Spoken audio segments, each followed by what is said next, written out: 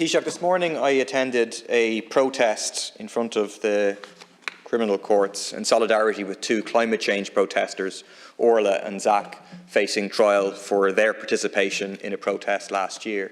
In 2 weeks' time, a Rosa activist, Aisling O'Keefe, faces trial accused of organising a small protest in Limerick against gender-based violence.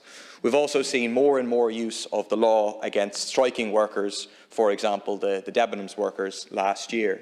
Taoiseach, do you agree that the right to protest is a fundamental human right and protest should not be criminalised?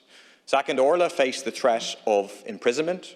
For one of them, Orla allegedly painting "No More Empty Promises" on a department building about climate change, and Zach simply for allegedly filming that act. The real criminals are the big business polluters and the head-in-the-sand politicians. Activists like Orla and Zach and Aisling should be congratulated, not criminalised. In terms of Deputy Murphy's, again, you know, these are cases that are coming before the courts. I don't think it's appropriate for me to comment on them. Of course, in terms of, you know, I don't believe this country is criminalising protests at all. I don't believe that. You know, I'm committed to parliamentary democracy and to the right to freedom of expression, to the right to freedom of speech. I've always been committed to those universal rights.